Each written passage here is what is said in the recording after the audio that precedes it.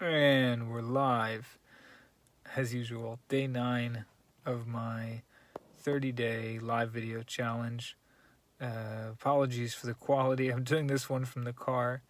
I'm visiting family this weekend, and my niece is already asleep, and everybody's hanging out talking inside, so I don't want to wake her up, and I can't do it in the room where there's a lot of other people talking, so I just snuck off to the car real quick. Hopefully it's still possible to see and hear and everything.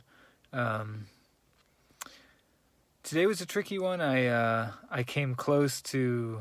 I shouldn't say I came close to, but like it was easy to kind of almost back out of it, because it's like, oh yeah, I'm spending the day here with family. I've got stuff going on. In the morning I was busy, and in the evening we're all hanging out, and it's already 10 o'clock, and I very nearly or almost let the day kind of slip by without doing one. So I'm proud of myself, if I can say that, for actually getting this video, for actually doing this and going live.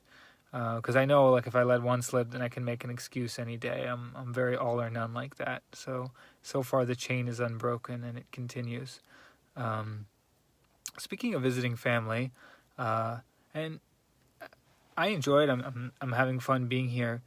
And it's not like, I've been gone for years and haven't seen everybody. I mean, we're all kind of in the same area, but just spending the day all together, it's interesting. It keeps you honest in a way, because it reminds me in this case, reminds me of sort of like the ways that I've changed, or even just like little details, preferences, foods, things like that, like, you used to eat this and now you don't.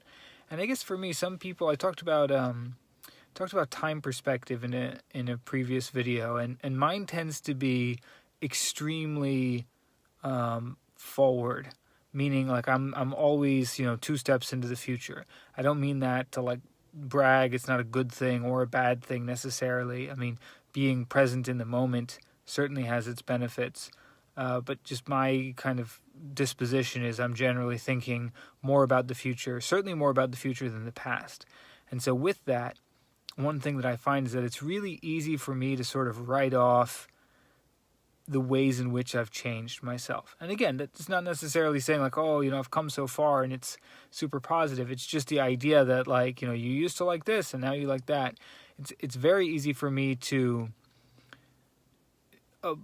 project my current preferences, mental state, way of thinking onto my former self. That is to say, like, to act as though the way I think today is the way that I always thought. And of course it isn't. Like, when you're younger, you have different preferences. Certainly when you're a child, you think it's cool to play with G.I. Joes and whatever. And then 2 years later, no, nobody does that anymore. That's not cool. And 5 years later, it's something different. But even as an adult, like, you go through phases. I mean, I've changed a lot in the ways that I think about things, but also, in the foods that I eat, and the preferences that I have, my views of the world, politics, you name it. And like I said, at least for my personality, it's very easy to just kind of get into the mode of thinking like, well, this is the way I think, and I don't consciously sit around thinking, oh, I've always thought this way. But again, you just sort of lose that perspective that it was only a few years ago that you thought differently. And so, being here with family, and any time I spend time with family, there are little things that come up that are just kind of like, oh, well, you don't like this, or oh, you do it that way. I thought, I remember last time or some other time, or when you were younger, you always used to eat this or like this or do that or think this. And so it's good. I mean, obviously spending time around family is always beneficial and has its own its own benefits aside from this. But one other one that maybe we don't all consider often is it's just an interesting way to kind of reconnect with yourself, with a different version of yourself, and just sort of like realize, oh yeah, I wasn't always this way. And I think, sometimes it's just genuinely like you forget.